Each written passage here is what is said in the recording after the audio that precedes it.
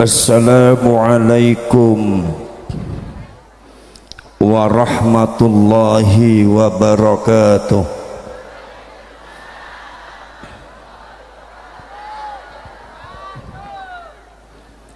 Bismillahirrahmanirrahim.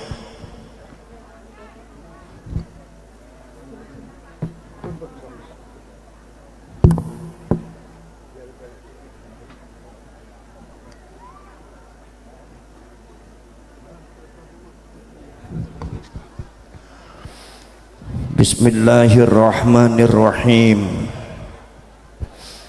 Nahmaduka Allahumma ya man manaha ahbabahu bil waridatil ilahiyah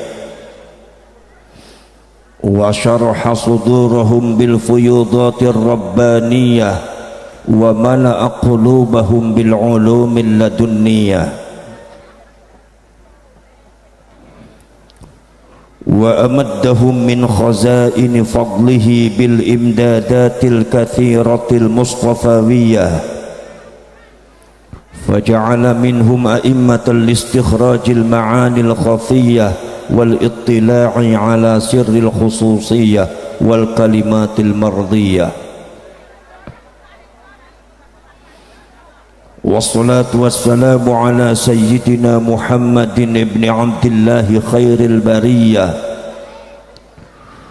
wa ala alihi wa ashabihi wa man tabi'a hudahu ila yaumil qiyamah yaumil la raiba fihi wa la nihayah. Rabbi shrah li sadri wa yassir li amri wahlul 'uqdatam min lisani yafqahu qawli. Subhanaka la ilma lana illa ma 'allamtana innaka antal alimul hakim. Sadaqallahul azim wa sadaqa rasuluhun nabiyul karim wa nahnu ala dhalika minas syahidin wasyakirin walhamdulillahi rabbil alamin wa ba'd. Ma'asyiral mukarramin, para alim ulama, para kiai, para asatidz, para guru, para ajengan, para pangersa, sepuh bini sepuh, para pejabat pemerintah baik sipil ataupun militer, muslimin, muslimat, mukminin, mukminat, hadirin, hadirat, nahdhiyin, nahdhiyat, ansarin wal fatayat, wabil khusus masyarakat Cikande, pengurus perjuangan Wali Songo Indonesia Laskar Sabilillah Provinsi Banten, para komandan Banser, Ansor, Pagar Nusa, bapak-bapak dan ibu-ibu sedoyo, alhamdulillah pada malam hari ini kita semua sama-sama bisa ngalap barokah wa tasyaffu'an, ngalap syafaat kepada maulidnya baginda Nabi Muhammad sallallahu alaihi wasallam. Mudah-mudahan kita semua termasuk orang-orang yang akan mendapatkan rahmah, inayah, ma'unah, ijabatud du'a dari Allah subhanahu wa ta'ala. Allahumma amin ya rabbal alamin. Salawat dan salam marilah kita sampaikan kepada baginda agung Nabi besar Muhammad sallallahu alaihi wasallam. Mudah-mudahan kita semua termasuk orang-orang yang akan menjadi umatnya Kanjeng Nabi dunia akhirat. Allahumma amin ya rabbal alamin.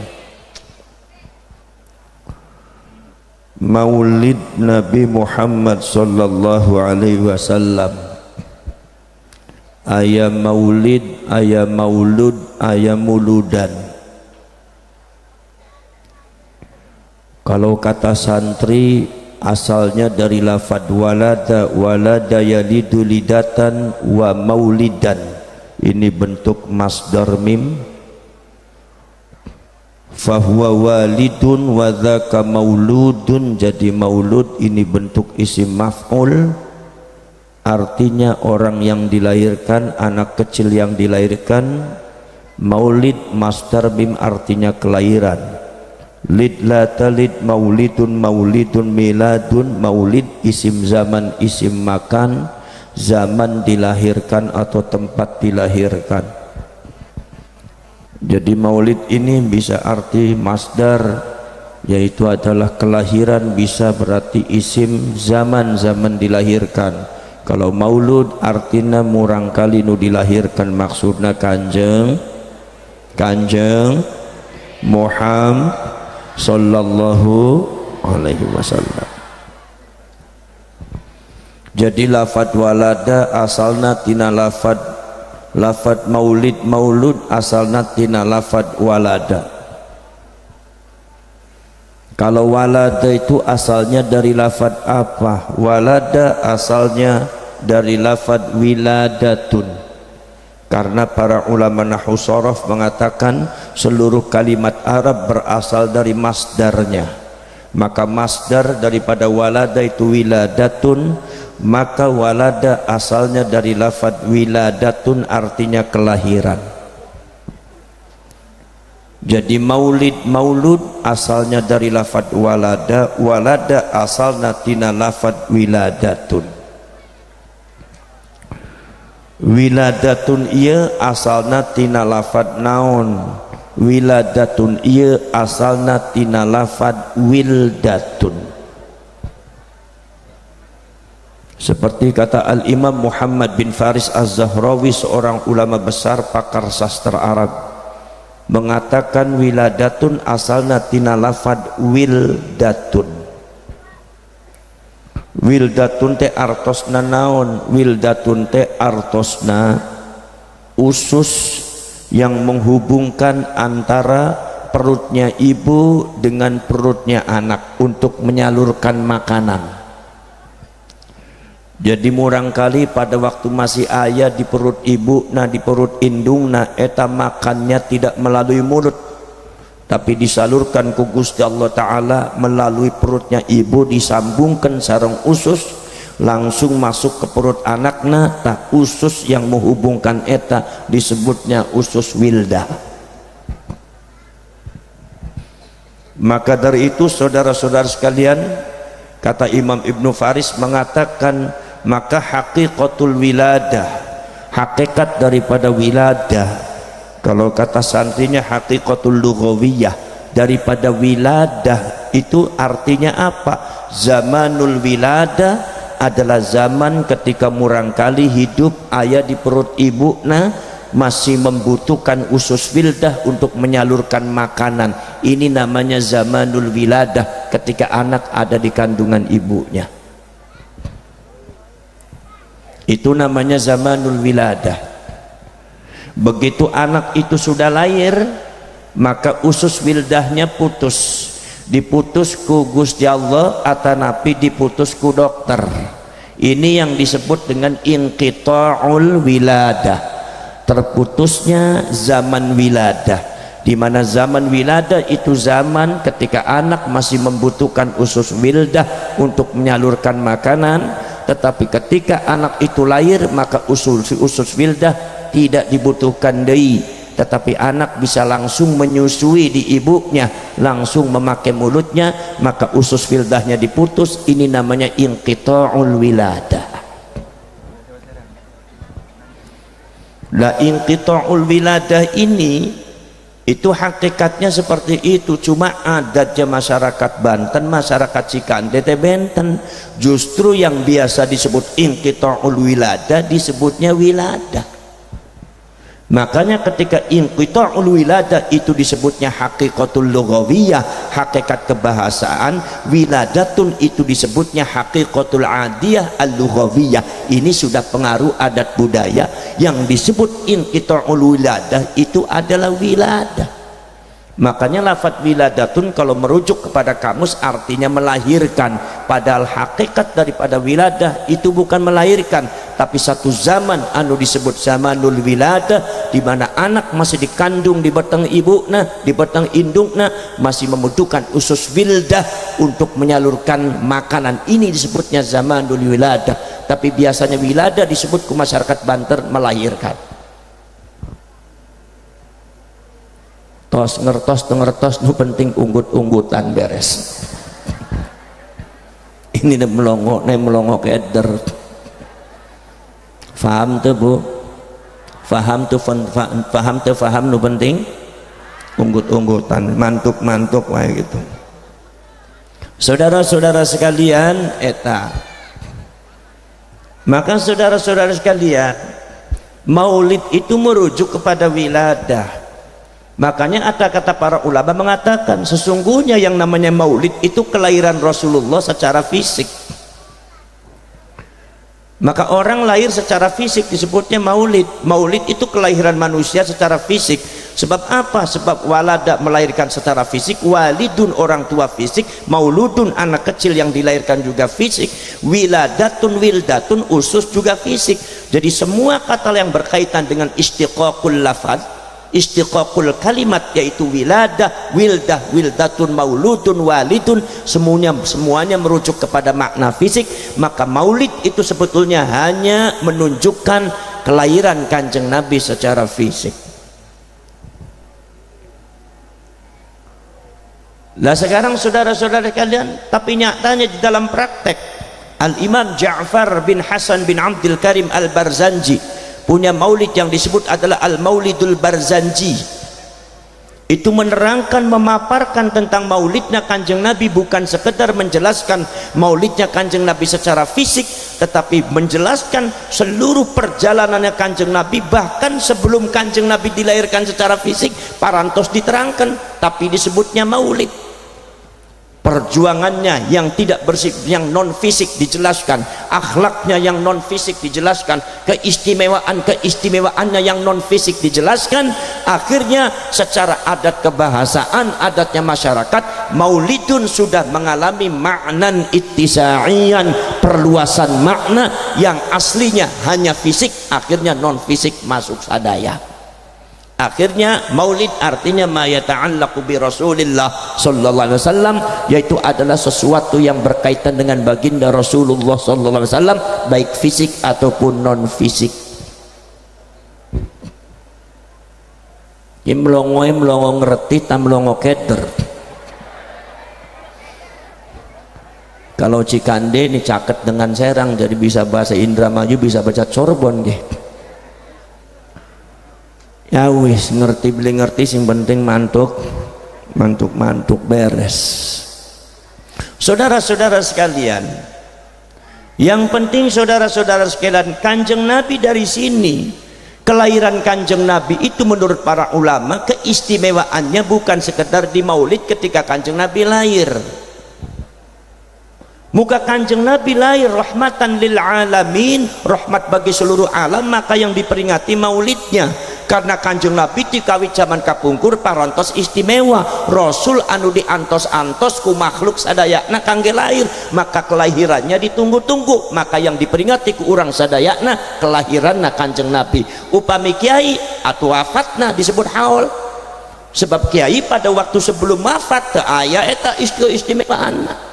Keistimewaannya kiai pada waktu kiai masih hidup. Kiai bisa berjuang, kiai buat madrasah, kiai orangnya alim, bisa ngajar, kiai orangnya dermawan, kiai ngurus masyarakat. Nah begitu wafat, orang sadayana sedihlah diperingati wafatna. Zaman kapungkur kiai anjeun tak aya nu cerita kiai teh kieu kieu sedurung sebelum lahir henteu, tapi upami Kanjeng Nabi sudah ada cerita sebelum Kanjeng Nabi dilahirkan parantos ayat, bahkan disebutkan di dalam Al-Quran bahwa sesungguhnya orang ahlul kitab, orang Yahudi itu ya'rifunahu kama ya'rifuna abna'ahum, mereka semua mengenal Kanjeng Nabi seperti halnya mengenal anak-anaknya. Kenapa? Karena kan Gusti Allah parantos nyeritakan nyarios, makanya kelahirannya diantos, makanya kelahiran Kanjeng Nabi anu diperingati maulidna. Maka para ulama mengatakan yang namanya kelahiran Kanjeng Nabi bukan secara fisik, kelahiran Kanjeng Nabi juga akhirnya berupa artinya apa? Bi'atsatur Rasul, kebagian apa, kebangkitannya Kanjeng Nabi. Rabbana wab'ats fihim rasulan, wahai Allah, wahai Tuhanku, segeralah bangkitkan seorang rasul yang engkau janjikan. Jadi maulid itu bi'tsatur rasul, kebangkitannya rasul.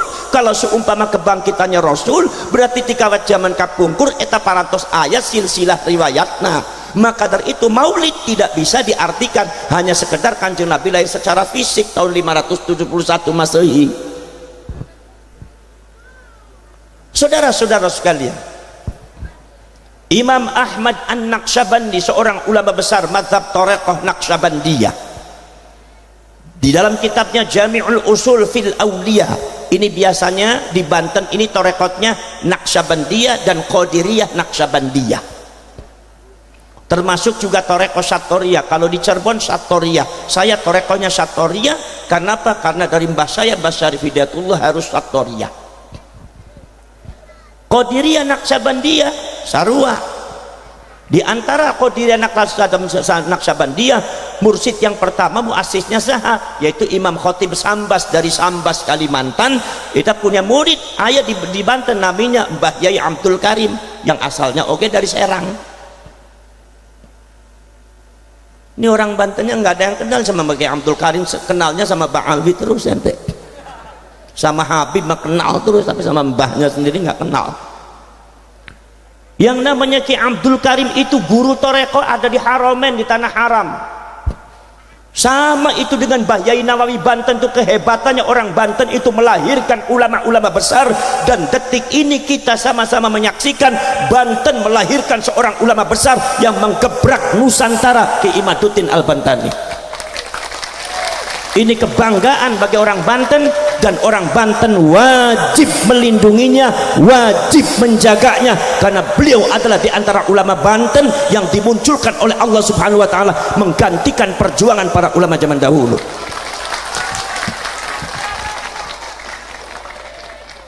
Tas tepuk baik, naon-naon tepuk baik. Yang bisa nacikanden cuma tepuk baik. Ngelawan Mbak Ali masieun baik itu tepuk baik bisa nanti gitu. Di model potongan kayak ngelawan Mbak Ali sieun gitu, tapi umpamanya petuk mah banter pisan tepuk tangan itu.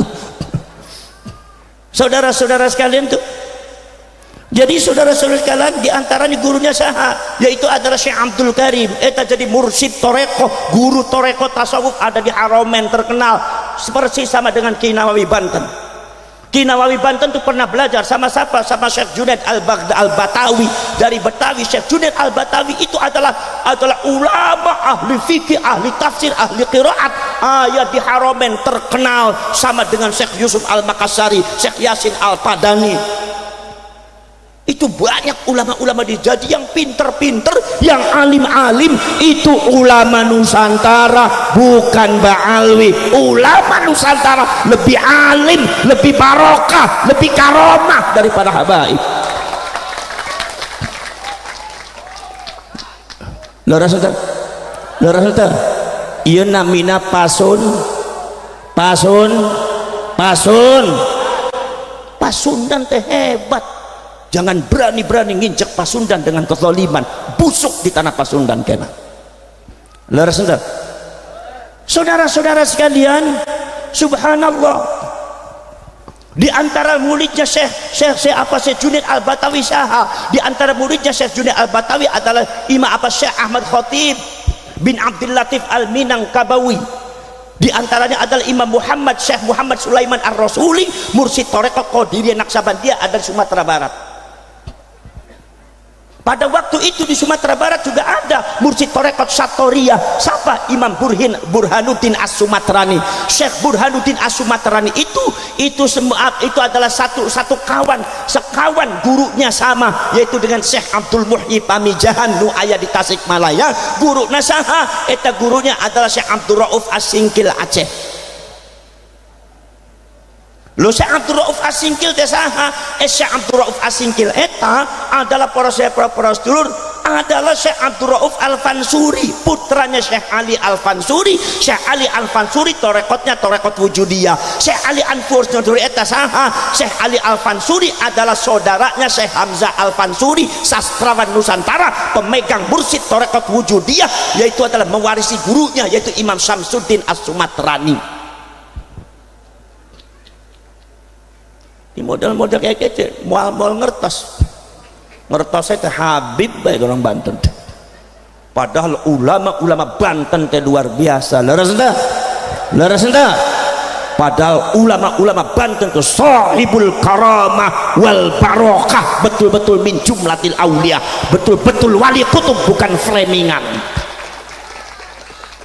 Makanya coba lihat zikir wirid warisan daripada torekoh-torekohnya orang, torekoh-torekohnya ulama-ulama Banten tadi, baca kalimatut tauhid, baca yasin, baca apa, itu warisannya sangat luar biasa. Ini yang menjadikan paku Nusantara sehingga kuat, dijajah 350 tahun, eta semuanya hancur, kerajaan Islamnya hancur, tapi Islam sebagai sebuah agama mual bisa dihancurkan. Jangan dirubah. Ini bukan masalah macam-macam, itu nggak boleh robah sembarangan. Saudara-saudara sekalian, saudara-saudara sekalian, makanya Syekh Syamsuddin As-Sumatrani itu torekotnya wujudiyah, punya murid di antara saha, yaitu muridnya adalah Syekh Nuruddin Ar-Raniri, yaitu seorang asalnya dari India, menjadi mufti daripada Sultan Iskandar Muda, yaitu Samudra Pasai Aceh. Torekotnya adalah Rifaiyah. Syekh Syamsuddin As-Sumatrani wujudiyah, Syekh Hamzah Al-Fansuri wujudiyah, punya saudara Syekh Ali Al-Fansuri wujudiyah, punya anaknya Syekh Abdul Rauf As-Singkil, itu adalah saudara-saudara sekalian, itu adalah torekot Satoriyah. Antara wujudiyah dengan Satoriyah itu nyambung, kumaha sababna? Sebab bapak dan ibu sadaya, nah eta namanya ada Qutbul Aqtab Imam Abu Bakar Asyibli, itu kekancingan daripada torekot Qadiriyah dan Naqsabandiyah, kekancingan daripada torekot Satoriyah asalnya dari Imam Abu Yazid Al-Bustami, yang memunculkan selanjutnya adalah torekot yang disebut dengan Wahdatul Wujud. Ngobrol mungkinin megel-megeli cangkem bani jika anda ku ngerti beli apa Wahdatul Wujud ya. Saudara-saudara sekalian, ini saya mau menunjukkan kepada kalian semua bahwa ulama Banten teh luar biasa. Ulama Banten ya ulama besar yang mengukir sejarah, bukan sekedar di Nusantara, sampai di tanah Arab banyak menjadi guru besarnya orang-orang Arab. Kalian tuh orang hebat, kalian jangan mau dijadikan tikus. Kalian tuh orang hebat, kalian tuh singa dan macan, jangan mau dijadikan kucing kalian. Laras entah, saudara-saudara sekalian, subhanallah, luar biasa saudara-saudara sekalian. Syekh Abdul Rauf As-Singkil punya guru namanya Maulana Ibrahim Al-Qurani. Maulana Ibrahim Al-Qurani punya guru Imam Sofiyuddin Al-Qushasi yang punya kitab Simtul Majid. Imam Sofiyuddin Al-Qushasi punya guru Sibghatullah bin Ruhallah Al-Makki. Sibghatullah bin Ruhallah Al-Makki punya murid adalah Imam Muhammad Al-Ghawth. Muhammad Al-Ghawth punya murid yaitu Imam Wajihuddin. Wajihuddin punya guru Imam Wajihuddin. Imam Wajihuddin itu punya guru Syekh Abdullah As-Sattori yang punya tarekat Sattoriyah, nurunkan kepada Mbah Syarif Hidayatullah dari jalur abahnya. Saudara-saudara sekalian, maka di sini saudara-saudara sekalian, kalau Qadiriyah dan Naqsabandiyah dari Imam Abu Bakar Asyibli menurunkan Naqsabandiyah itu an-naqs wal band. Naqs itu mengukir kepada seluruh makhluk, di depannya di balik penciptaan makhluk itu ada wujudullah. Kata Allah Subhanahu wa taala, afala yanzuruna ilal ibli kaifa khuliqat? Apakah mereka tidak melihat bagaimana itu onta diciptakan? Wa ilas samai kaifa rufi'at wa ilal jibali kaifa nusibat? Bagaimana bumi ditancapkan, tatangkalan sadayana binatang-binatang. Apa kata Al-Imam Jalaluddin Muhammad bin Ahmad Al-Mahalli termasuk para ulama tafsir, aima waro al-mawjudat wujudullah, di balik penciptaan makhluk Allah itu ada wujudnya Allah. Ini makanya Imam Abu Bakar Asyibli mengatakan, falamma aradil wajdu annaka hadiri syahadtuka mawjudan bikulli makani. ketika wajudun telah memberitahu aku bahwa engkau selalu hadir di sisiku, maka aku lihat wujudmu ada di mana-mana. Wujudmu ada di mana-mana, bukan zatmu ada di mana-mana. Maka ayat wahdatul wujud tak ayat wahdatul zat. Kadang-kadang orang Banten silap memaknai wahdatul wujud dikiranya wahdatul zat, main musyrik kata musyrik, kaplok sekalian bilang musyrik iya sesat, sampai ke kunut disesat-sesat, kunut sesat. Cek orang Cikandekna yang tidak kunut tidak sesat, yang tidak kunut sesat, enggak, yang kunut sesat, yang enggak kunut sesat, yang kunut sesat. Ini kunut sesat, yang enggak kunut sesat. Kata anak muda bilang kayak gini, ya alhamdulillah saya mah nggak pernah sholat subuh jadi nggak pernah jadi orang sesat, padahal mah ente paling sesat.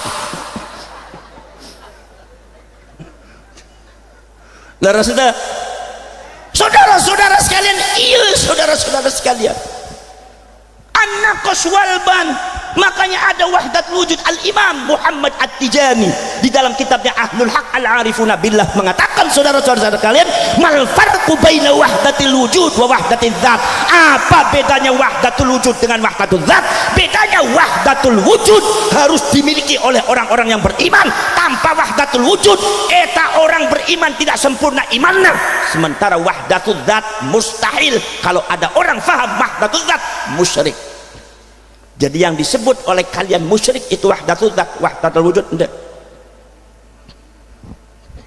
Apalagi fi muqabalatil khususiyah, mesti muwahdah. Contoh seperti ini. Kalau khususiyahnya Gus Dur naon? Khususiyahnya Gus Dur naon? Gitu aja kok. Coba bareng-bareng, gitu aja kok. Kalau khususiyah keistimewaannya Tukul naon? Mas Tukul? Kembali ke lab. Sekarang saya begini, kalau saya bicara khususiyahnya Gus Dur, gitu aja kau repot, inget saha? Kembali ke lab, inget saha? Lah sekarang saya larang kalian untuk ingat Gus Dur ketika saya menyebutkan khususnya Gus Dur. Saya mau bicara, gitu aja kau repot, jangan ingat Gus Dur. Bisa ente? Iya, namina wahdatul wujud.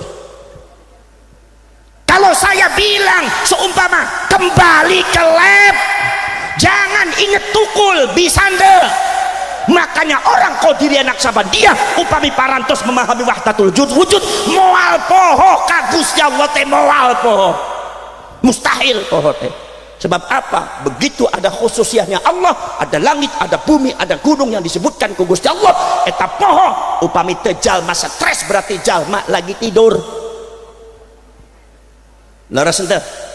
Paham?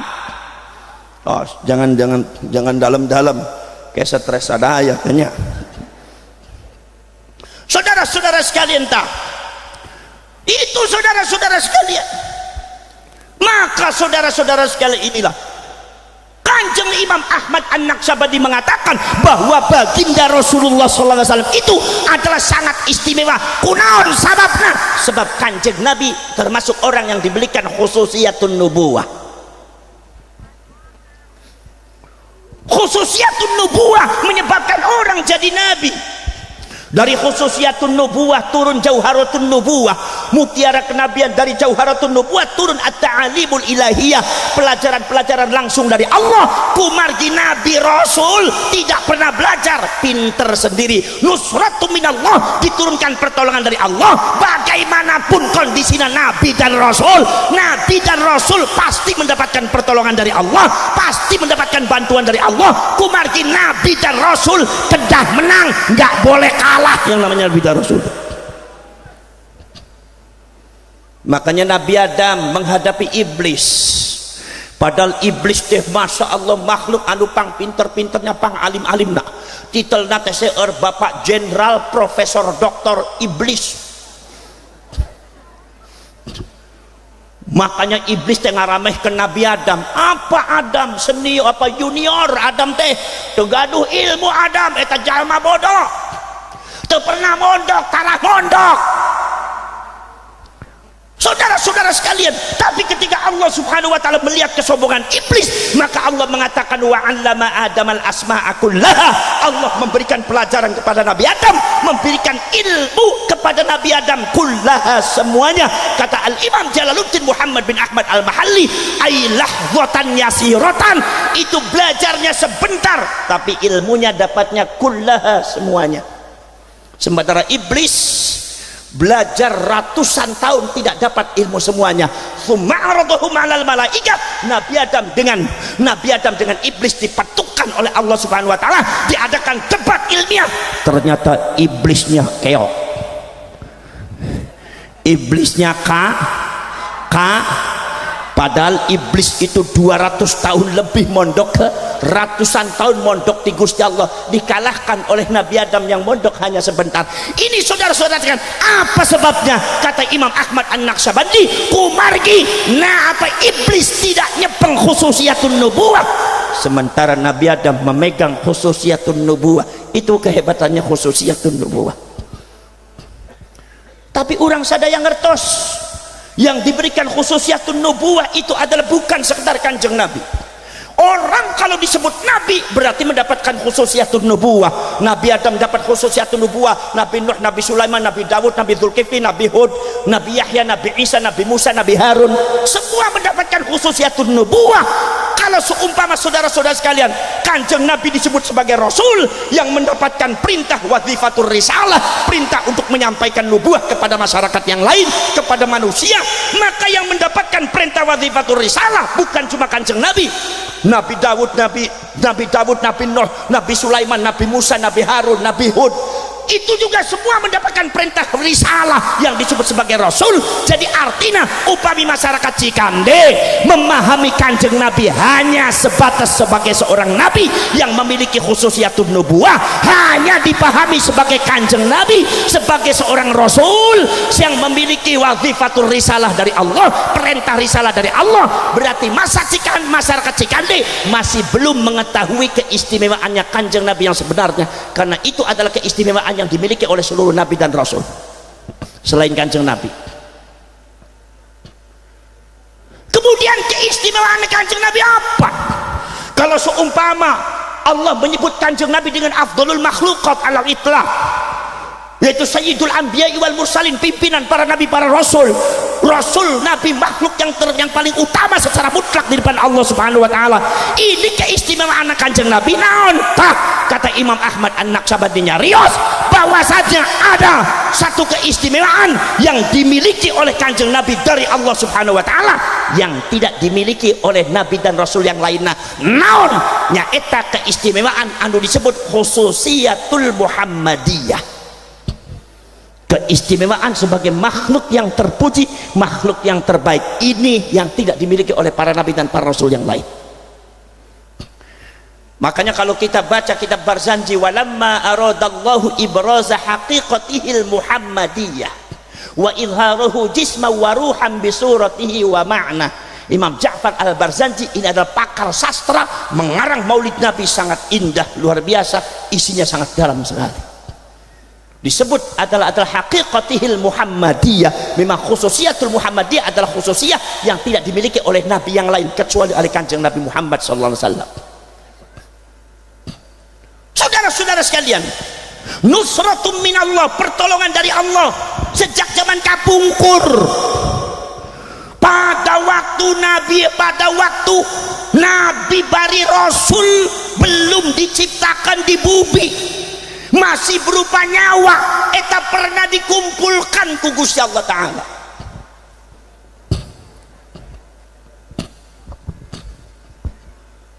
Wa idza akhadha Allahu mitsaqan nabiyyin,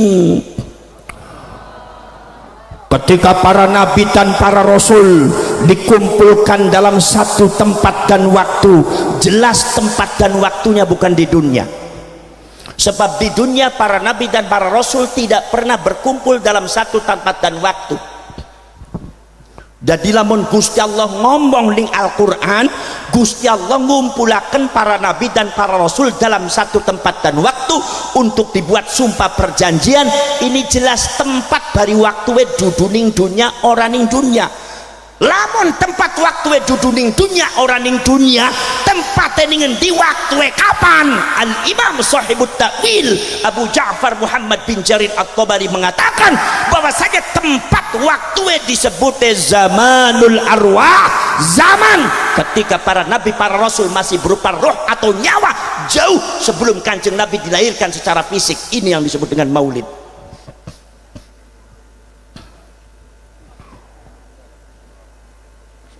Mikiri apa sampean? Wis bisa dipikiri kari dirongokaken bae. Kipasnya dimatiin aja. Biasanya ning Buntet ning Cirebon ku bakal anak kiai teka ku aja ora dikongkon mangan dingin, ora dikongkon ngomong dingin tapi dikongkone mangan dingin. Ning Cikande mah dikongkone ngomong dingin. Rusuh. Wis dikongkon mangan tuh dibaik kipas pisan ya masuk angin beli senyong ya di panitia sapam ngene ku beli apa-apa taje Gus beli apa-apa wong dari KNU kudu sabar ora dipahi mangan ya ora apa-apa wong KNU tapi aja maning-maning ngono ya Bu ya oh ya biar beli apa-apa aja maning-maning kono kiai gering sampean bisa ngaji man. Kita sengaja namangan beli ngomong sing jelas. Lamun melangkah mau kan yang Serang nyong ku tuku bae ning pinggir dalan pecel. Oleh keburu-buru ke denang-denang pengajian tekan ning kene beli dipahi mangan dikongkon ngomong bae. Tega pisan wong Cikande. Kita sengaja namangan ta ora? Ana jegos tenang ana mangan iya. Memang tes ngaji mangan ora apa-apa tapi jare wong Tegal kabaka bar ngaji mangan ku bajingan bar ngaji mangan bajingan ngono kok toli ngomong ku sabas bar ngaji njaluk mangan kiai bajingan endasmu ngupai mangan orang beblesake bae sampai asik. Saudara-saudara sekalian lagi saudara-saudara sekalian mana bidan Rasul dipanggil ku Gusti Allah Ta'ala sadaya begitu dipanggil ning Gusti Allah Ta'ala diulem ku Gusti Allah Ta'ala sadaya naon eta dibuat sebuah perjanjian. Naon perjanjianna? Perjanjiannya adalah mengatakan lama ataitukum min kitabi wa hikmah thumma ja'akum rasulun musaddiqun lima ma'akum la tu'minun nabi wa la tansurunnah. Kalian akan aku jadikan rasul dan nabi hidup di dunia menjadi wakilku untuk memberikan petunjuk kepada umat manusia. Akan aku bekali satu kitab. Nomor dua adalah hikmah yang dimaksud di dia adalah mu'jizat. Aku umumkan kepada kalian ketika kalian sudah menerima mukjizat, ketika kalian sudah menerima kitab, ketika kalian sudah hidup di dunia menjadi nabi dan rasul. Tsumma ja'akum rasulun musaddiqun lima ma'akum. Aku pastikan setelah kalian datang akan datang seorang rasul yang memiliki sifat musaddiqun lima ma'akum, membenarkan apa yang ada pada diri kalian, merehabilitasi undang-undang kalian. Allah di zamanul arwah sudah mengumumkan ada seorang rasul yang akan ditutus oleh Allah Subhanahu wa taala di akhir zaman, diumumkan di depan para nabi para rasul, dan dengan itu para nabi dan para rasul diambil sumpah perjanjian, disebut zamanul arwah waktu itu. Itu luar biasa, itu nggak ada nabi yang lain. Saudara-saudara sekalian,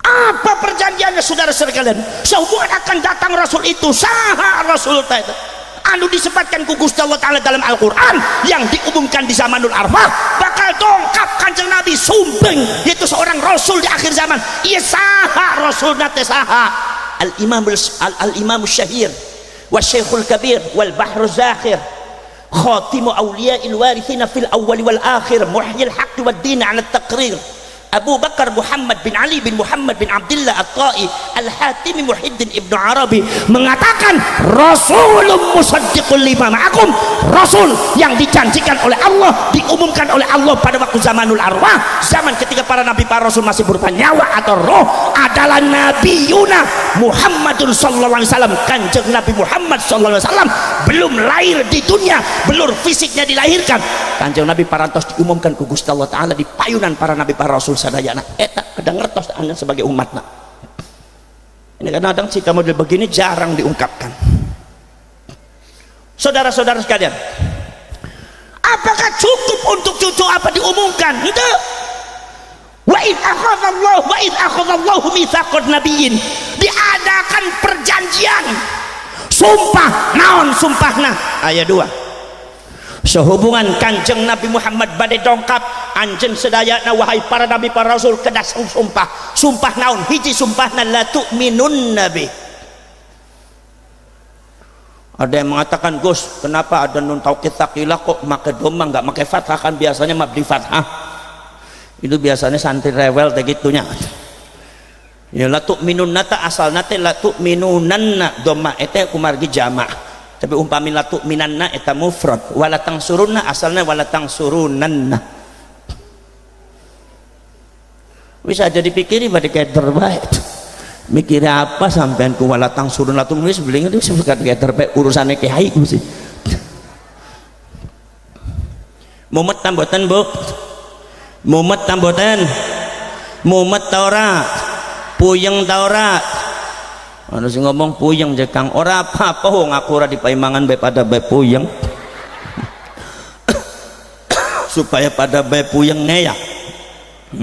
Ora apa-apa, baka wong puyeng iku kringete metu, baka kringete metu syarafe aktif, baka syarafe aktif awake sehat, baka awake sehat insyaallah dawa umure. Wong Cikande dawa umure asale sing awake sehat asale sing syarafe aktif asale sing metu kringete asale sing puyeng-puyeng sing mumet-mumet. Mulane wong Cikande kepengen dawa umure gampang apa? Lurus sing puyeng-puyeng neangan nu mumet-mumet insyaallah panjang umurna.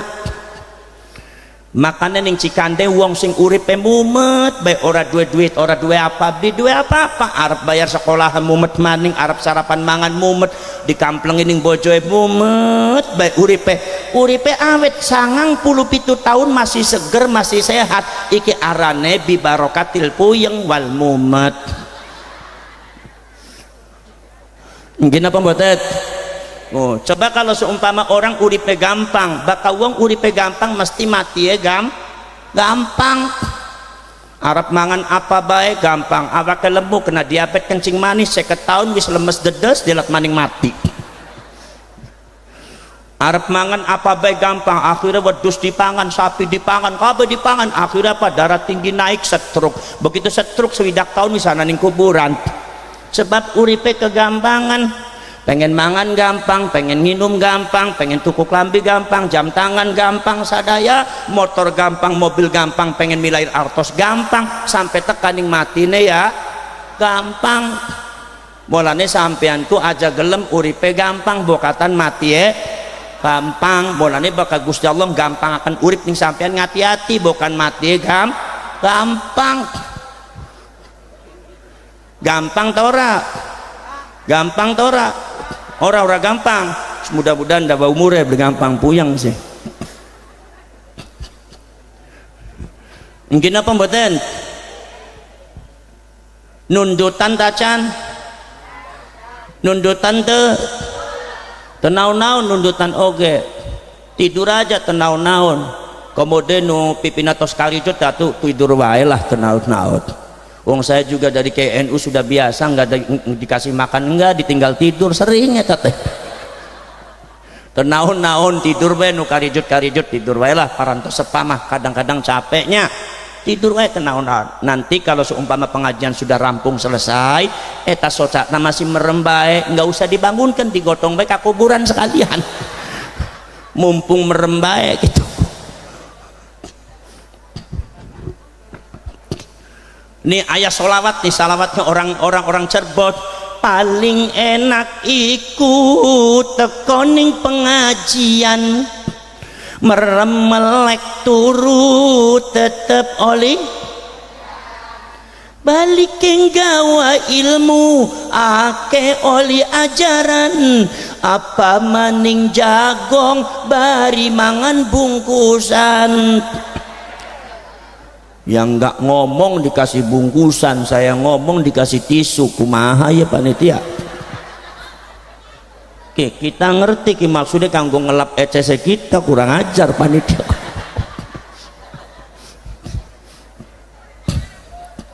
Ayo pada ngaji parek bari ulama, sahanu seneng ngaji ganjarana menangna sorga, sahanu seneng ngaji ganjarane mancing pengen mancing surga ente pengen te kira-kira potongan anjen teh potongan sorga apa potongan neraka? Potongan sorga yang bener, masa potongan sorga irungnya pesek-pesek kieu kumaha sorga naon eta?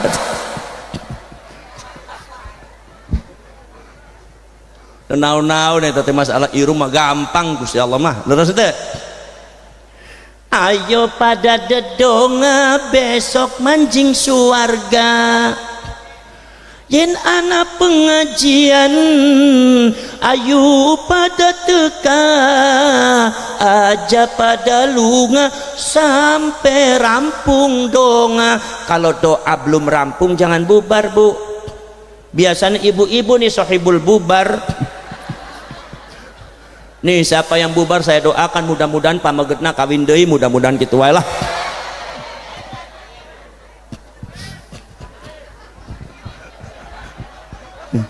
Bu, ibu tahu madun teh? Tahu madu? Ke madu seneng teh? Ini curigaan terus kayak Mbak Alwin kuduan. Kamadu seneng teh? Madu yang manis teh seneng teh? Ya kalau seneng tak bapaknya disuruh cari madu gitu maksudnya supaya sehat badannya, jangan curiga terus lah. Saudara-saudara sekalian tak eta sholawat aya deui sholawatnya orang Serang naon jalan ning Purwokerto tuku sandal gawean Jepang aja kemek bojo loro bojo siji mangane kurang.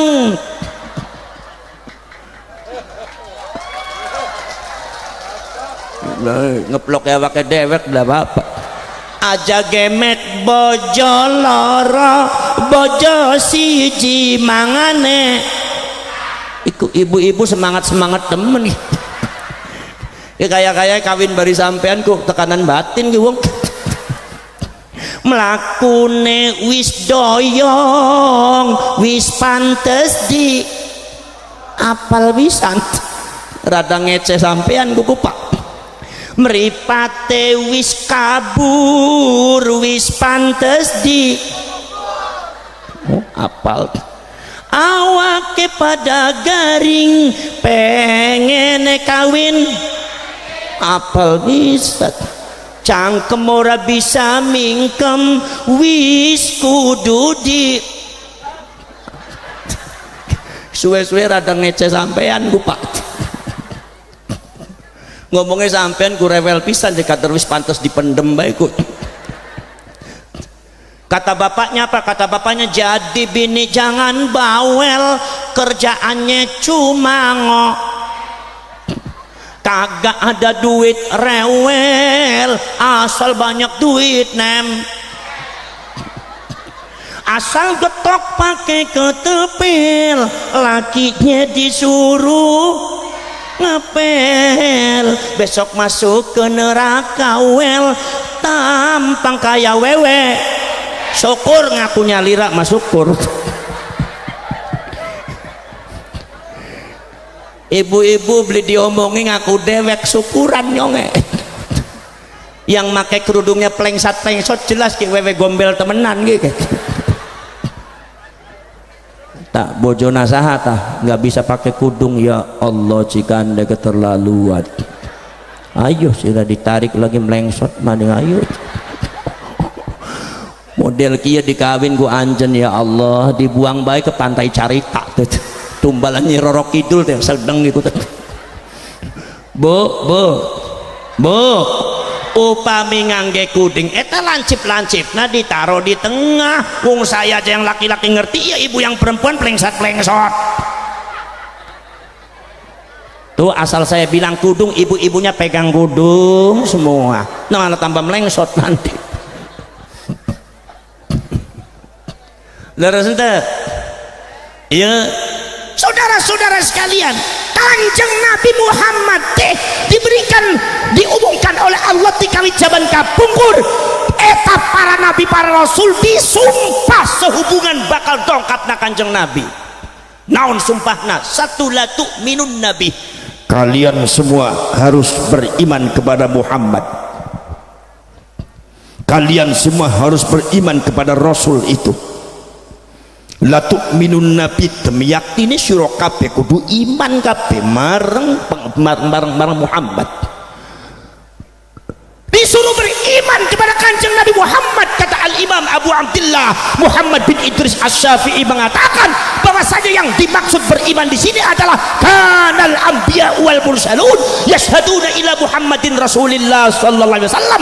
Para nabi dan para rasul sadayanya mengucapkan syahadat ke Kanjeng Nabi ketika hidup. Nabi Adam, Nabi Nuh sampai Nabi Isa mengucapkan asyhadu an la ilaha illallah wa asyhadu anna Muhammadar Rasulullah. Aku bersaksi tidak ada Tuhan selain Allah dan aku bersaksi bahwa Nabi Muhammad nanti adalah utusan Allah. Di sini saudara-saudara sekalian, kehebatan Nabi Muhammad adalah para nabi para rasul ketika hidup di dunia menjadi nabi dan rasul diwajibkan pada mereka mengucapkan syahadat untuk Kanjeng Nabi. Ini yang tidak dimiliki oleh orang lain. Ini namanya hakikatul Muhammadiyah. Walatang surunna, kalian harus menolong Nabi Muhammad. Lafaz nalatang surunah, menolong Nabi Muhammad adalah merupakan sumpah dari para nabi para rasul. Seorang ulama besar, saudara-saudara sekalian, Al-Imam Ibnu Jarir At-Tabari mengatakan yang dimaksud walatang surunna berdasarkan hadisnya Kanjeng Nabi nyaeta para nabi para rasul ketika bertemu dengan zaman Muhammadin, zamannya Kanjeng Nabi Muhammad pada waktu masih hidup, atau ahdu Muhammadin walaupun Kanjeng Nabi Muhammad parantos ayah sekarang sampai hari kiamat itu ahdu Muhammadin, mereka diwajibkan jadi umatnya Kanjeng Nabi yang siap menolong membantu Kanjeng Nabi. Maka seluruh para nabi dan para rasul ketika hidup di dunia bertemu dengan ahdu Muhammadin atau zamanu Muhammadin, kayak Nabi Isa alaihi salatu wassalam, Nabi Khidir alaihi salatu wassalam, mereka semua akan menjadi umatnya baginda Rasulullah SAW yang siap menolong Kanjeng Nabi. Walatang suruna adalah sumpah. Maka dari itu saudara-saudara sekalian, nusratum minallah adalah merupakan salah satu khususiyah, asalnya dari khususiyatun nubuwah, sumpah dari pangeran, sumpah dari Tuhan. Orang yang memperjuangkan Allah tidak akan kalah, pasti akan dimenangkan oleh Rasulullah, apa oleh Allah. Nabi Adam menghadapi iblis, iblisnya kalah. Nabi Daud menghadapi jabarinya kalah, yaitu kaum-kaum yang tidak benar, itu adalah kalah. Menghadapi orang-orang Yahudi kalah. Kemudian juga Nabi Ibrahim menghadapi Namrud, Nabi Namrud kalah. Kemudian Nabi Musa, Nabi Harun, orang yang tidak memiliki apa-apa, orang yang sangat miskin, tapi menghadapi Fir'aun, Fir'aunnya kalah. Kunaun sababna, sebab para nabi para rasul utusan Allah tidak boleh kalah, harus menang. Sebab sumpahnya Allah nusratum minallah. Maka orang sadanya nagadu ansor, nah betul ulama itu dipundut tina nusratum minallah yang ada di belikat kanannya baginda Rasul. Tawajjah haitsu syi'ta fa innaka mansur. Kamu mau di mana saja Muhammad, kamu pasti akan aku menangkan. Makanya Nabi Muhammad menangan, tidak pernah kalah. Nabi Muhammad menang, tidak pernah kalah, saudara-saudara sekalian. Nabi Muhammad perang Badar, padahal Kanjeng Nabi Muhammad perang Badar paling-paling pasukannya cuma 3.000, sementara pasukan musuhnya sampai 30.000, 10 kali lipat. Dan senjatanya tidak lengkap, sementara musuhnya senjatanya lengkap. Kanjeng Nabi kalah apa menang? Kalah apa menang? Kanjeng Nabi kemudian perang Ahzab, dikeroyok sama berbagai suku, berbagai golongan, dikeroyok dengan pasukannya sangat banyak. Kanjeng Nabi pasukannya sedikit. Kanjeng Nabi kalah apa menang? Menang. Kanjeng Nabi perang Hunain, menang. Kanjeng Nabi perang Badar, menang. Kanjeng Nabi perang Khaybar melawan pasukan Romawi, tetap menang. Makanya Allah mengatakan walaqad nasarakumullahu fi mawatin katsiratin wa yauma hunain idz a'jabatkum kathratukum falam tughni ankum syai'a wa dhaqat 'alaikumul ardu bima rahabat tsumma wallaitum mudbirin. Muhammad, yang memenangkan kamu itu bukan umat kamu, tapi aku yang memenangkan kamu. Buktinya ini di perang Hunain, umat kamu banyak sementara musuhnya sedikit, tapi kocar kacir tunggang langgang gak karu-karuan. Untung aku balik, aku berikan untuk kamu kemenangan, untuk membuktikan kepada kamu bahwa kemenanganmu itu dari saya, bukan dari umatmu. Jangankan umatmu ikut Muhammad, kamu maju sendiri umat, lawan Muhammad sendiri musuhnya, maka akan saya menangkan Muhammad walaupun tidak ada yang ikut, karena kamu Rasul saya, tidak boleh kalah, harus menang. Maka perjuangan di dalam masalah mensucikan nasabnya baginda Rasul, menawan daripada oknum-oknum Baal yang tidak benar, saya pastikan pasti menang. Ini enggak bisa kalah, karena ini adalah perjuangannya Kanjeng Nabi.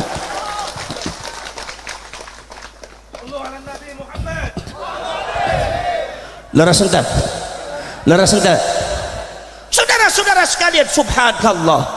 Maka ini para sahabat dan sekalian, yang namanya Kanjeng Nabi Muhammad SAW itu kalintang hebatna, kalintang istimewanya. Maka sesuatu yang berkaitan dengan Nabi Muhammad tidak sama dengan yang lain. Nabi Muhammad disebutnya adalah khairul anbiya wa sayyidul anbiya wal mursalin. Maka umatnya disebutnya khairu ummah, sebaik-baik umat. Allah memberikan kitabnya Al-Quran adalah afdalul kutub, paling utamanya kutub. Kitab Allah paling utama itu Al-Quran, diturunkan yaitu oleh malaikat Jibril, di mana malaikat Jibril adalah khuliqa min nur, diciptakan dari cahaya, termasuk afdalul malaikat yang paling utama. Saudara-saudara sekalian, ini silsilatul zahabiyah dari Allah, malaikat Jibril, Al-Quran, Rasulullah, dan para sahabat, para tabi'in, diturunkan kepada para ulama, para kiai ayah di Nusantara, khususnya di Tatar, Pasundan, dan Banten. Ini nyaris luput daripada pandangan Belanda dan pandangan Portugis, pandangan orang Amerika dan Yahudi. Dikiranya Indonesia tidak memiliki kekuatan, ternyata kekuatannya sangat dahsyat. Belanda, Portugis menjajah 350 atau 50 tahun, mereka hancur, tapi Islam di Indonesia mual biasa dihancurkan. Laras entar, subhanallah. Saudara-saudara sekalian, mual biasa dihancurkan. Makanya saudara-saudara sekalian, jangan dibodohi oleh orang-orang yang bodoh. Kalian tuh bangsa besar, jangan mau menjadi jongos. Orang Pasundan itu bangsa besar, Tatar Sundan, Pasundan itu luar biasa. Saudara-saudara, peradabannya sama dengan Majapahit, sama dengan Sriwijaya, itu sangat luar biasa. Indonesia memiliki ulama-ulama kiai-kiai, satu peradaban yang sangat luar biasa. Peradaban keislaman Indonesia, kelah peradaban keislaman Pasundan, kelah peradaban keislaman Banten jauh lebih hebat daripada peradaban keislaman nu aya di Hadramaut dan Yaman.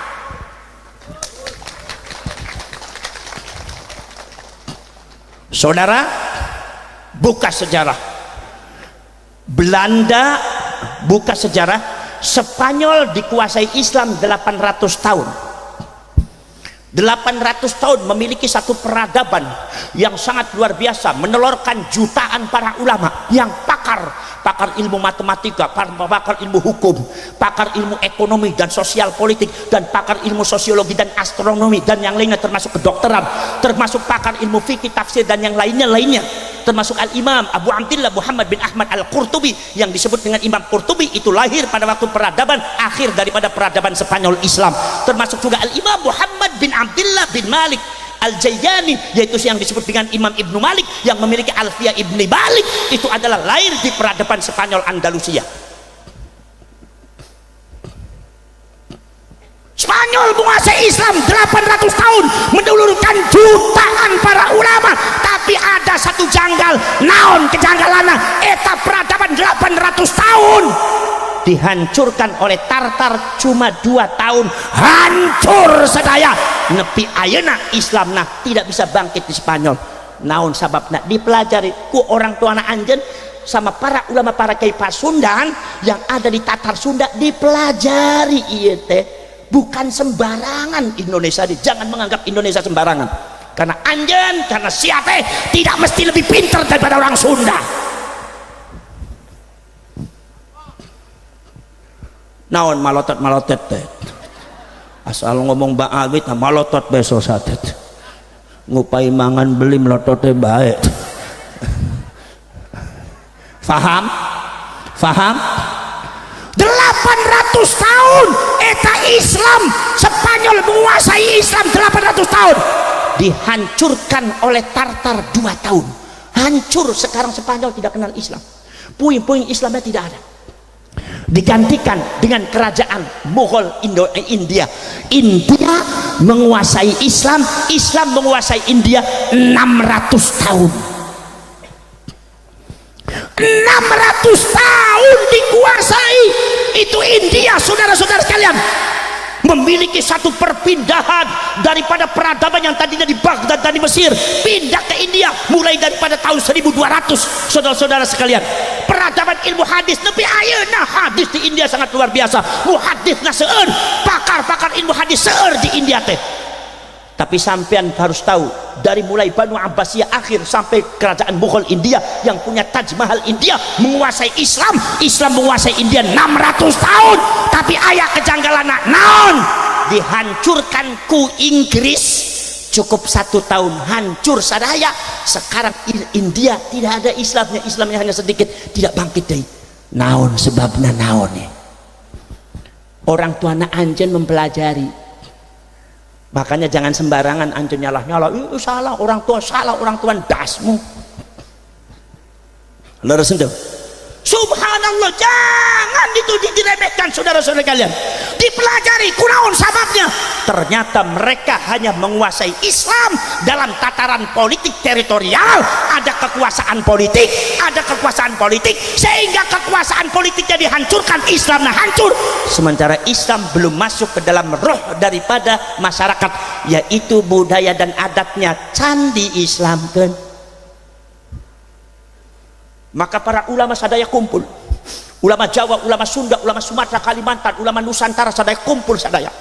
Begitu kumpul saudara-saudara, bagaimana nih? Oh, berarti kita harus mengislamkan adat budaya dalam rangka mematok dan mempaku Islam yang kira-kira kuat, kira-kira Islam tidak mudah dihancurkan seperti Spanyol dan India. Kumaha caranya? Akhirnya islamisasi adat budaya Indonesia Nusantara dari Sabang sampai Merauke diislamkan sadaya. Makanya adat budaya anjen parantos Islam yang mencoba untuk memecah belah, yang mencoba untuk menjauhkan adat budaya kalian dengan Islam adalah satu Wahabiyah, nomor 2 Ba'al Habaib. Ini kadang-kadang tidak mau memakai adat budaya Sunda, adat budaya Jawa. Ini salah. Karena apa? Awal daripada kehancuran Islam di Spanyol, karena Islam tidak masuk di adat budaya. Dan pengislaman adat budaya adalah keunggulan daripada Islam nu aya di Nusantara yang sudah ditanamkan sejak dulu, yaitu pada leluhur orang sadaya. Nah, akhirnya belangkonnya diislamkan, iketnya diislamkan, nanti trisulaknya ditafsirkan beda. Akhirnya kemudian saudara-saudara sekalian, kemudian janur-janurnya klarasnya diganti artinya janur, namanya digentos janur. Kunaon janur teh jaa nurun, jaa teka wis teka apa nurun cahaya. Nur iku sapa? Cahaya. Cahaya sapa? Gusti Allah. Kunaon sababna? Allahu nurus samawati wal ardh. Allah adalah cahaya langit bari bumi. Nur itu saha? Nur itu Al-Qur'an. Kunaon sababna? Kanjeng Nabi nyarios, inna hadzal qur'ana hablullahil matin wan nurul mubin. Al-Qur'an ini adalah talinya Gusti Allah, kabelnya Gusti Allah yang mengandung cahaya. Nur itu saha? Nur adalah Kanjeng Nabi. Kunaon sababnya? Laqad ja'akum nurun. Maksudnya Kanjeng Nabi Muhammad sallallahu alaihi wasallam. Maka orang Sunda mengatakan anta nurun fauqa nuri. Kok adalah cahaya di atas cahaya. Nur eta saha? Nur eta adalah para ulama, para kiai, di mana Kanjeng Nabi Muhammad nyarios bahwasanya ulama misbahu hadil ummah. Ulama adalah lentera daripada umat ini, lentera dari umat ini yang mengandung cahaya. Bah, cahayanya dari mana? Dari sanad silsilah yang nyambung sampai Gusti Allah, sampai Kanjeng Nabi Muhammad SAW, yang disebut dengan silsilatul Zahabiyah, yang disebut dengan sanad, yang disebut ku Al-Quran, wa'tasimu bihablillahi jami'ah. Berpegang teguh kalian kepada hablullah, kabel nak Gusti Allah. Hablullah sanes tali, kabel tenaon, kabel eta mengandung setrum, kalau tali tak aya setrumna.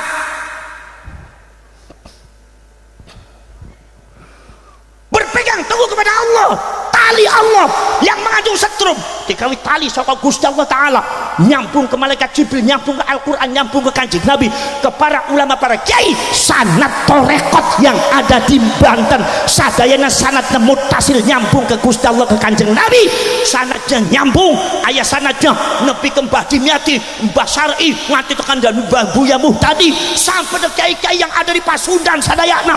Eta sanadnya nyambung, ini saling sambung menyambung, eta sambungan, eta ayah kabelna yang mengandung setrum, eta peradaban orang sadayana. Nah, totul ulama Ahlus Sunnah wal Jamaah banyak mengandung setrum. Maka saya sering mengatakan jangan macem-macem sama Indonesia, macem-macem Indonesia jungkel ke setrum, anda sadaya busuk di Indonesia.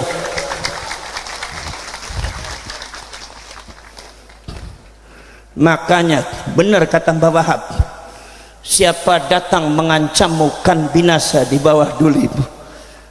Laras itu tong macam-macam dupi Pasundan ya, macam-macam membuat khianat, membuat penyelewengan data, membuat penyelewengan pemalsuan nasab, membuat menyelewengkan ajaran umat Islam.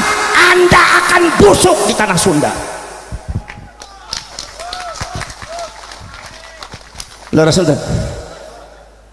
Saudara-saudara sekalian, maka ini saudara-saudara sekalian, makanya kalau seumpama saya dengan Ki Imaduddin Al-Bantani membahas tentang nasabnya Bang Alwi dan Habaib, ini jangan diasumsikan bahwa Ki Imad dengan saya benci ke Habib.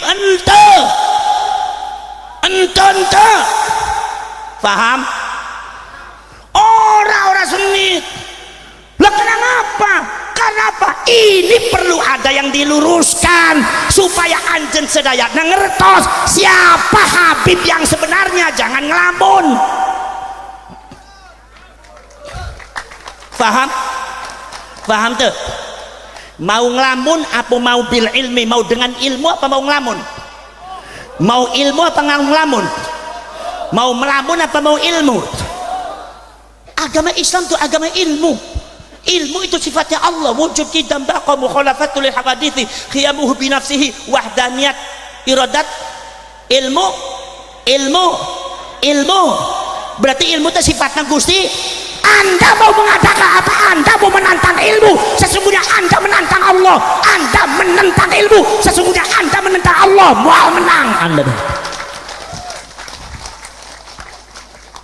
Ulah gitu Banten, upamanya ayat ilmu na Gusti Allah disambut.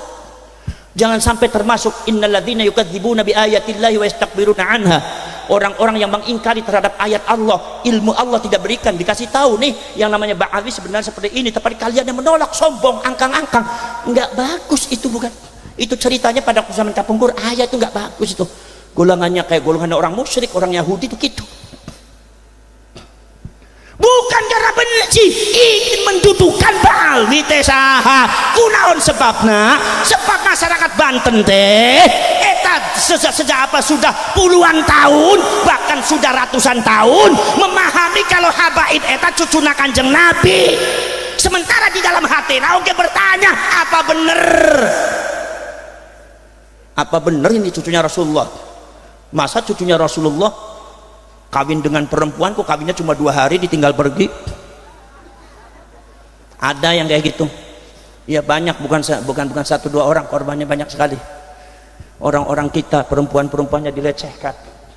Ada yang nangis-nangis depan saya, orang tuanya nangis depan saya nggak bisa berkata apa-apa. Kenapa sih? Ya karena udah terjadi. Gimana? Leres ente? Akhirnya tanya Taros, Gus, apakah betul itu cucunya Rasulullah? Saya bilang bukan. Jadi jangan bawa Rasulullah. Rasulullah orang suci, nggak mungkin punya cucu semacam itu. Ini bisa-bisa kalau seperti itu nama baiknya Rasulullah akhirnya jelek. Akhirnya kata orang Kristen mengatakan, Habaib eta tingkah lakunya nggak bener, sama perempuan nggak bener, sama uang nggak bener, sama ini tingkah lakunya nggak bener, nurun sama seperti mbahnya Muhammad, jelek namanya Rasulullah karena itu.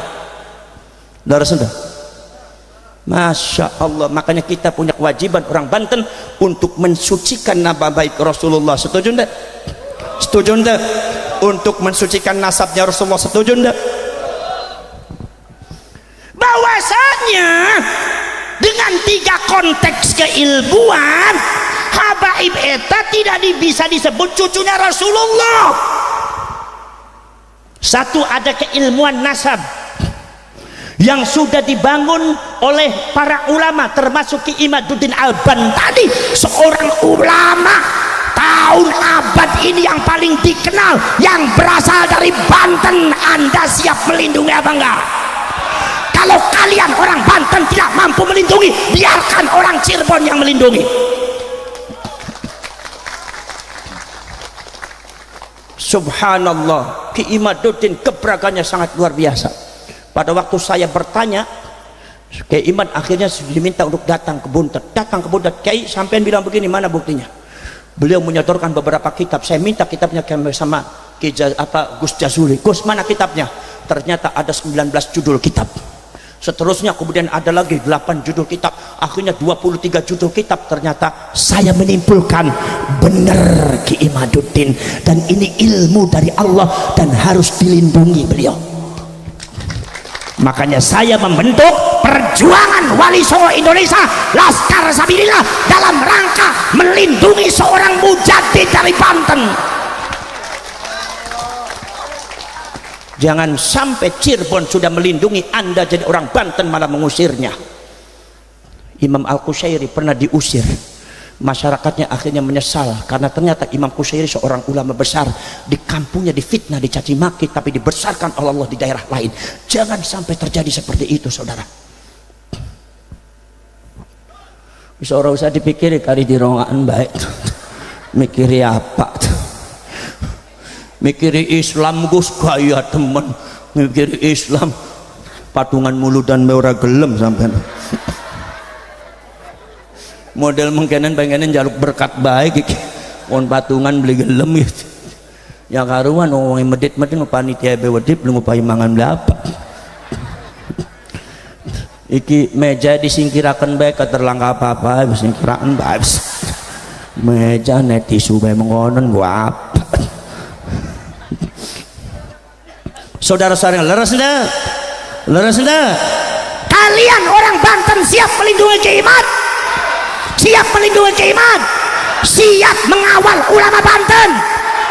Jangan mudah dipecundangi kalian orang besar. Kalian keturunan besar, kalian itu bangsa besar.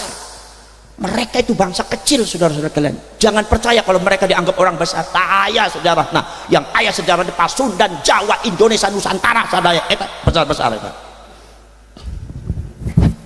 Saudara-saudara sekalian, buktinya saudara-saudara sekalian, Indonesia itu saudara-saudara begitu adat budayanya 400 diislamkan.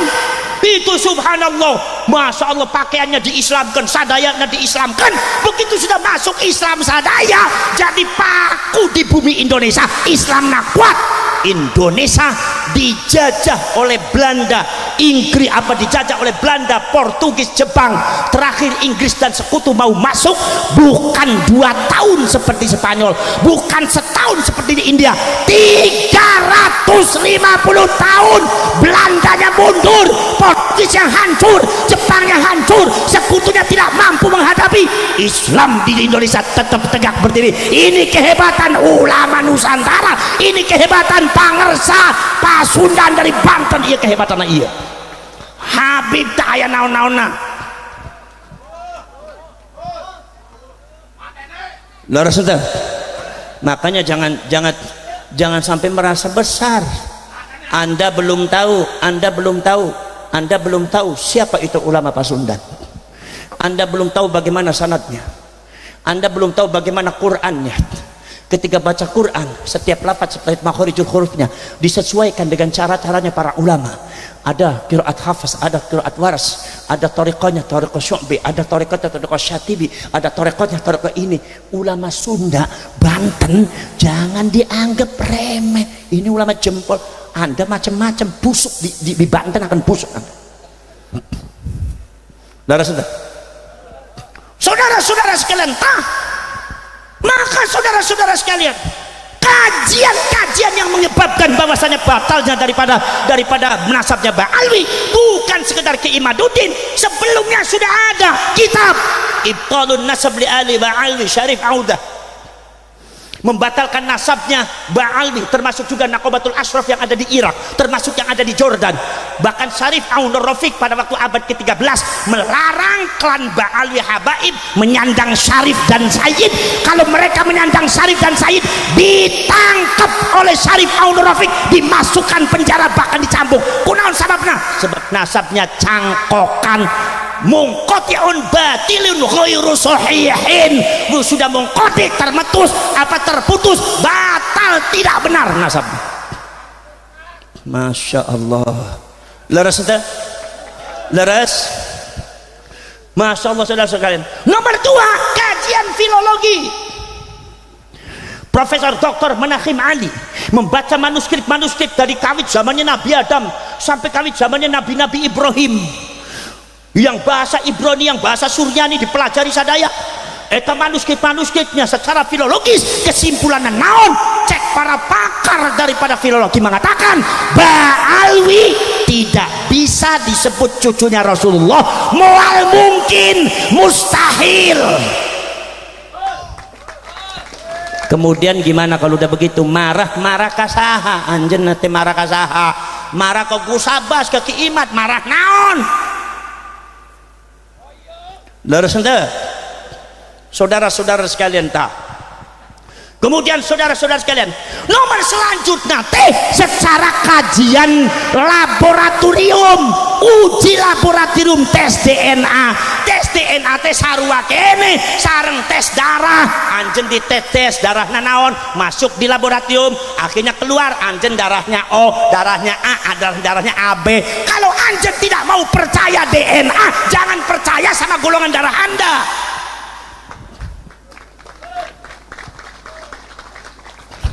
Kalau anjen menguji darah Anda O atau A atau B, itu paling-paling 2 jam sudah dapat. Tapi kalau kalian mau tes DNA, tidak cukup 20 hari sampai 40 hari baru dapat hasilnya. Dan itu sangat presisi sekali. Kalian itu mbahnya ada di mana-mana. Di mananya, di sini itu presisi sekali, sangat luar biasa. Tes DNA itu ilmu dari Allah, itu adalah hikmah dari Allah untuk memberikan pelajaran kepada umat manusia. Karena Allah sayang kepada orang Banten, karena Allah sayang kepada orang Pasundan, supaya Allah membuka saha sebenarnya Ba'alwi teh, habaib teh saha tah, Pasundan kieu habaib teh, cek Gusti Allah. Tong sombong anjeun teh, nyombong ka Gusti Allah teh hancur anjeun. Masya Allah saudara sekalian, diambil dari badannya Ba'alwi. Wa fi anfusikum afala ta'qilun, bahwa ayatnya Allah Subhanahu wa taala ada pada diri kalian sendiri. Kalau kalian mau menggunakan logikanya, begitu saudara-saudara kalian, diambil dari badannya Ba'alwi sendiri.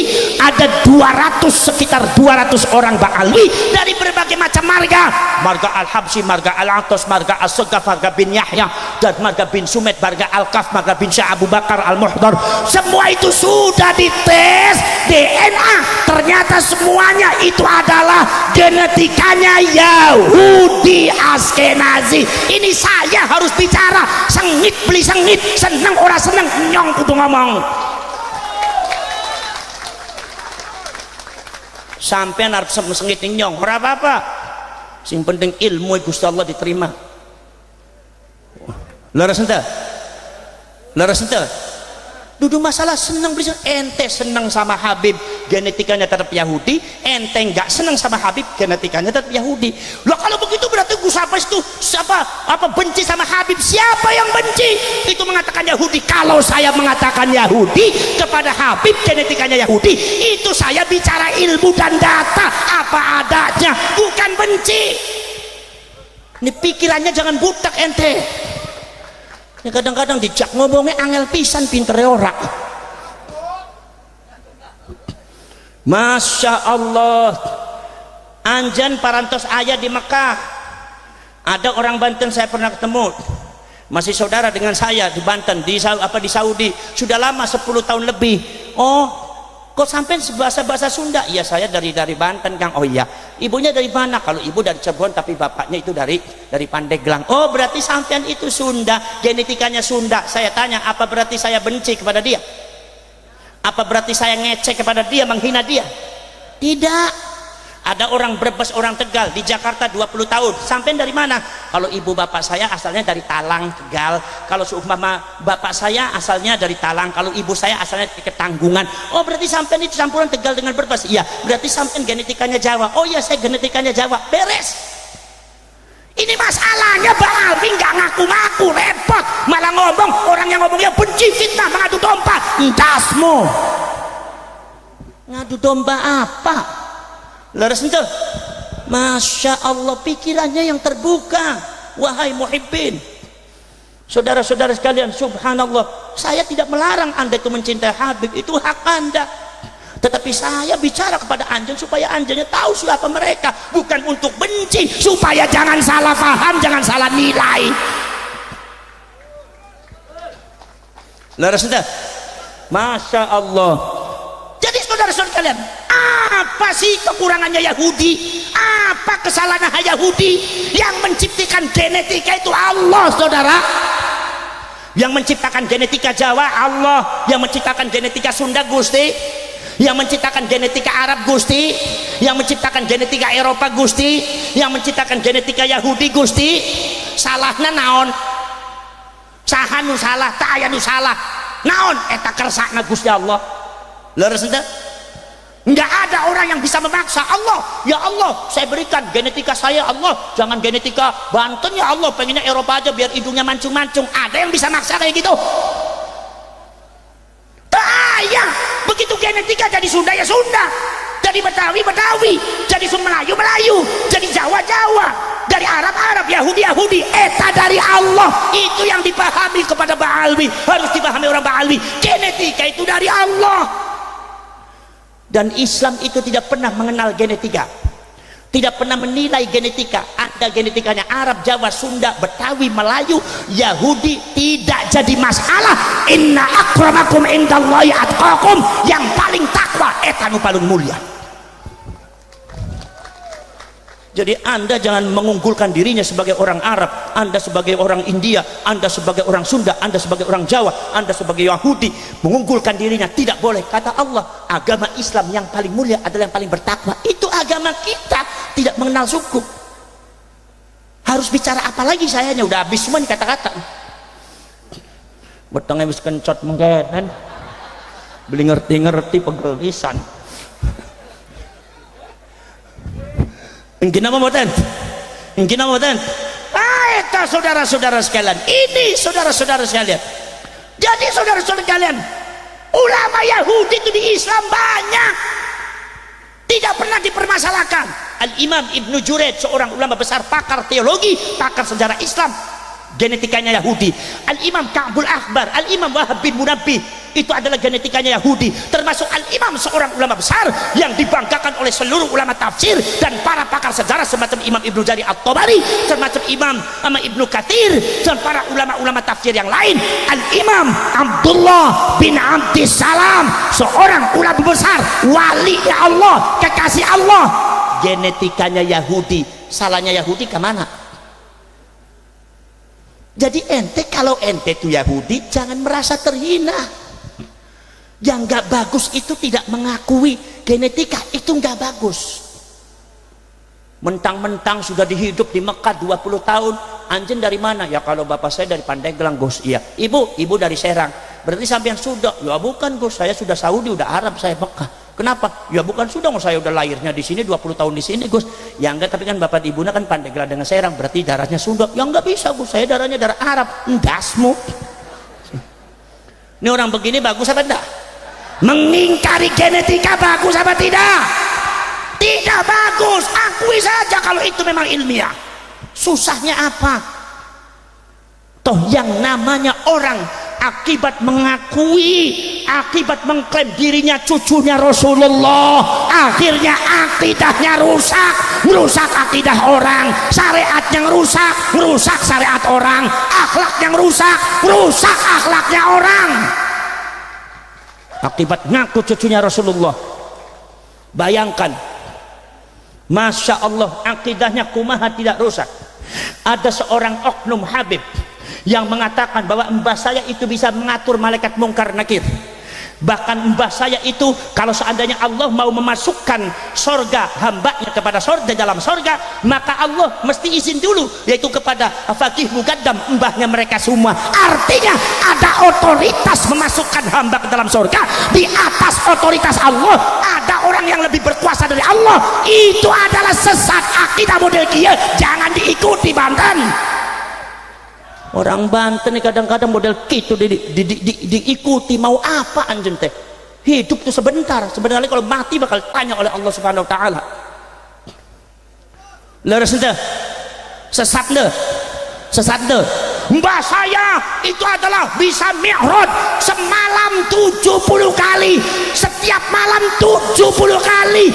Di dalam Siratun Nabawiyah disebutkan Kanjeng Nabi Muhammad afdhalul anbiya'i wal mursalin wa afdhalul makhluqat alal itlaq. Disebutkan Kanjeng Nabi selama hidupnya mi'raj cuma 1 kali. Makanya para ulama mengatakan kalau ada orang yang mengaku dirinya mi'raj berarti hukumnya kafir. Apa sebab? Sebab tidak mungkin mi'raj setelah Rasulullah tidak ada yang bisa mi'raj. Rasulullah mi'rajnya cuma sekali. Ini katanya ada mbahnya Habib mi'raj sehari 70 kali. Berarti ada menanamkan doktrin menyesatkan masyarakat Banten di bawah alam sadar Anda bahwa ada orang yang lebih hebat daripada Rasulullah, dan ini sudah penyelewengan akidah yang tidak benar. Orang bener ke anak maning selama dicontohkan akeh pegel ngomongnya. Weh, sampean gantian bae sing ngomong. Nyongnya mangan dingin sedelat.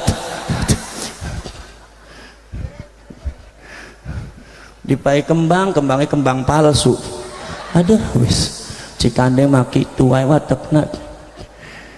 Ini kembang walaupun 100 tahun itu keistimewaannya mual-mual layu itu tuh, layu-layu kieu baik. Kembang plastik. Bapak tani bisa ada leres deh. Ada lagi yang mengatakan bahwasanya mbah saya bisa ngatur malaikat Jibril, malaikat Israel, malaikat diatur ku Habib. Ini oknum Habib ngomong apa itu? Oknum Habib ngomong kemplu itu. Leres itu model kayak situ tuh, model seperti itu akidahnya benar apa tidak? Benar apa tidak? Sesat apa sesat? Banten harus tegas sesat. Iya. Masya Allah, subhanallah. Saudara-saudara sekalian, Al-Imam Abu Abdillah Muhammad bin Ismail Al-Bukhari meriwayatkan satu hadis, kata Kanjeng Nabi, nanti di akhirat malaikat Malik penjaga neraka lapor sama saya, ya Rasulullah masih ada umatmu ada di neraka. Rasulullah langsung menangis, ya bagaimana Malik? Lagi apa? Lagi disiksa ya Rasulullah. Masya Allah Malik, tolong keluarkan umat saya, tolong keluarkan, keluarkan. Apa kata malaikat Malik? Kata malaikat Malik, ya Rasulullah, kalau itu perintahnya sampean saja, saya tidak bisa melaksanakan, karena kami adalah malaikat yaf'aluna ma yu'marun, melakukan sesuatu apabila diperintahkan oleh Allah, kecuali kalau Allah merintahkan, saya baru mau. Rasulullah langsung jungkung di payunan Allah, nangis di payunan Allah. Akhirnya Allah keluar titahnya, ya Malik, keluarkan itu umatnya Muhammad. Begitu turun perintah dari Allah, baru malaikat Malik bergerak mengeluarkan umatnya Kanjeng Nabi dari neraka. Itu artinya apa? Kanjeng Nabi ngatur malaikat Malik biasa, nggak bisa ngatur malaikat Malik. Ini keadaannya ada Habib bisa ngatur malaikat, berarti secara tidak langsung menanamkan doktrin ajaran sesat di bawah alam sadarnya masyarakat Pasundan bahwa ada seseorang yang langkung hebat tibatan Kanjeng Nabi, dan ini sudah menyesatkan masyarakat dan harus tegas kita. Sesat itu. Leres entah. Syariatnya bisa sesat, contohnya naon? Contohnya kieu, kalau ada Habib nggak sholat, ada Habib berzina, ada Habib tidak puasa, udah biarkan saja, sebabnya Habib itu pasti masuk surga. Iya, agama nasaha abdi badi naros kesiate. Agama nasaha, ayat jalma tidak pernah sholat, ayat jalma tidak pernah puasa, ayat jalma berzina, ayat jalma mencuri, bisa masuk surga tanpa hisab. Agama nasaha, jawab Banten. Model kayak kia bisa dibohongin terus. Leres itu. Masya Allah, ada cerita oknum Habib mengatakan ada muhibbinnya meninggal. Begitu muhibbinnya meninggal, kata si Habib itu mengatakan, katanya bilang bahwasannya, wahai fulan bin fulan, saya tahu kamu tidak pernah sholat, kamu tahu kamu tidak pernah puasa Ramadan, saya tahu kamu masih mabok, tapi saya tahu kamu itu mencintai Habib. Maka dari itu, kalau kamu ketemu dengan malaikat mungkar nakir, tolong ini surat saya disampaikan kepada mungkar nakir. Mungkar nakir disurati ku Habib. Kemplu temen bocahku. Kenapa enggak langsung aja buat apa grup PA dari malaikat Israel sekalian? Kacau agama kalau kayak gini. Betul lah betul. Betul lah betul. Subhanallah, saudara-saudara sekalian, sangat luar biasa. Artinya apa nih? Pokoknya kalau kamu bertemu dengan mungkar nakir, tolong kasihkan surat Habib ini kepada mungkar nakir, dan kamu masuklah ke dalam sorga tanpa hisab. Emang ini sorga punya ente? Ini menanamkan ajaran yang tidak benar kepada anak-anak muda Banten. Naon artinya sholat tidak penting, puasa tidak penting, mabok-mabokan tenaun-naun, yang penting mencintai Habib, masuk surga tanpa hisab. Ini agama nasaha. Iya teh abdi badin naros kasihan. Bukan bahasanya, ini bukan agamanya orang Banten, ini sudah keluar daripada agama orang tua. Faham? Faham tuh? Ya Allah, nomor selanjutnya akhlaknya rusak. Pasundan itu agama yang apa, persatu kelompok manusia yang beradab. Upami ayat kiai-kiai, ada ajengan-ajengan, monggo kalintang sopanna, kalintang indahna kehidupan Pasundan teh penuh dengan anggah ungguh, sopan pantun, akhlakul karimah. Tapi kadang-kadang ada oknum ba'alwi merusaknya, sehingga akhlaknya orang Pasundan akhirnya rusak, di luar kontrol daripada ibu bapaknya, di luar kontrol, sudah jauh daripada ajaran nenek moyangnya, jauh dari agama Islam. Kalau memanggil kiai-kiai Nusantara dipanggilnya si, manggil Buya Said, si Said, si Said. Manggil Kiai Banten, Kiai Imad, si Imad. Kadang-kadang ada orang Bantennya ikut-ikutan, terkutuk anjen deh.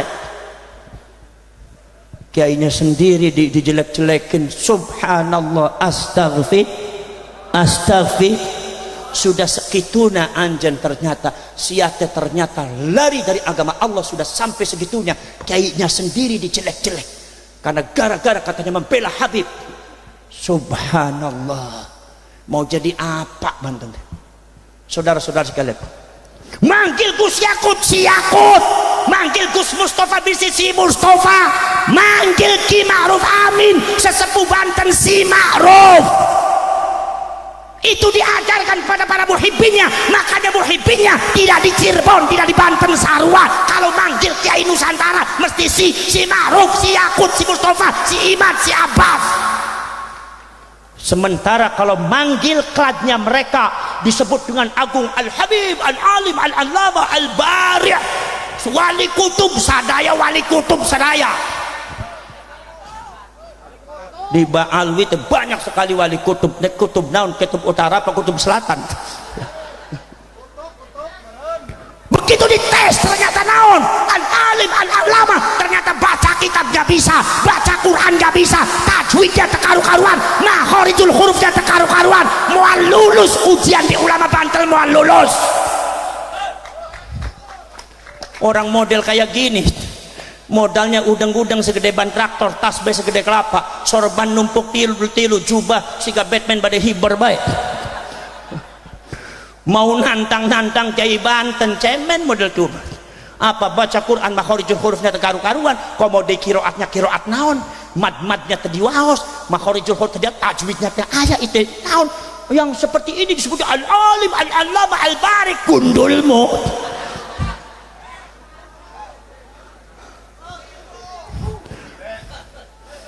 Ini model gimana? Model kecing-kecing gitu. Daripada wani ngadepi Ba'alwi, kumis bae kandel-kandel teng ngadepi bojone bae wedi. Cukur bae lah kumisnya, cukur.